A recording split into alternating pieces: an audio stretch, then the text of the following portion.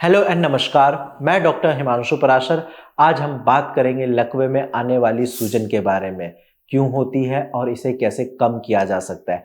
अगर किसी को स्ट्रोक या पैरालिसिस हुआ हो तो वहाँ ब्लड सर्कुलेशन कम होने लगता है, जिसकी वजह से सूजन बढ़ने लगती है।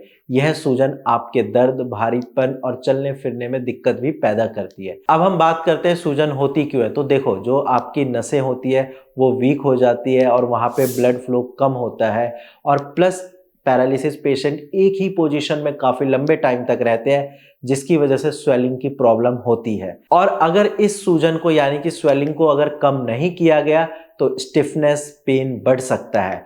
अब हम बात करते हैं कि सूजन को कम करने के क्या क्या उपाय हैं, पैरालिसिस पेशेंट कैसे इस स्वेलिंग से छुटकारा पा सकते हैं। तो सबसे पहला और मोस्ट इंपॉर्टेंट जो तरीका है वो है एलिवेशन टेक्निक, यानी कि आपके पैर आपके हार्ट के लेवल से ऊपर रहना चाहिए। जब आपके पैर आपके हार्ट के लेवल से ऊपर रहता है तो शरीर में ब्लड सर्कुलेशन कम होता है और साथ में आपकी जो स्वेलिंग है वो कम होगी।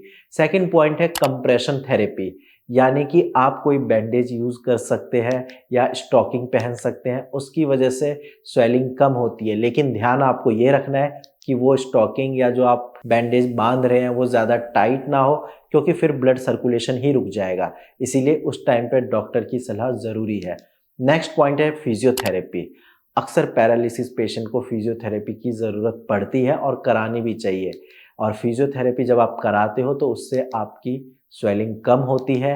फिजियोथेरेपी के साथ साथ आप एक्सरसाइज कर सकते हैं। एक्सरसाइज मेनली दो टाइप के होते हैं। एक तो वो पैरालिसिस पेशेंट जो चल फिर नहीं पाते, उनके अटेंडेंट कराते हैं, यानी कि पैसिव एक्सरसाइज। जब आप किसी दूसरे के भरोसे रहते हैं तो इसको हम पैसिव एक्सरसाइज कहते हैं। सेकेंड एक्सरसाइज जो आप कर सकते हैं वो है एक्टिव एक्सरसाइज, यानी कि पेशेंट खुद से चलने फिरने की कोशिश करे, भले ही वॉकर यूज करे या फिर पकड़ पकड़ कर चले, लेकिन पेशेंट को खुद से ट्राई करनी चाहिए। नेक्स्ट है foot and hand pumping exercise. ये सारी चीजें जब आप करोगे तो आपकी स्वेलिंग कम होगी। इसके साथ साथ आपको लिम्फेटिक मसाज भी करना है, जो कि बहुत हल्के हाथों से करना है। आप कोशिश करिए कि रिस्ट से एल्बो की तरफ करें और एंकल से नी की तरफ, यानी कि आपको इसको ऊपर की ओर करना है। यानी रिस्ट से स्टार्ट करके एल्बो की तरफ जाना है, नीचे पैर में एंकल से स्टार्ट करके नी की तरफ जाना है और ज़्यादा प्रेशर अप्लाई नहीं करना है। नेक्स्ट पॉइंट है स्वेलिंग कम करने के लिए आपको अपनी डाइट में नमक का सेवन कम करना पड़ेगा।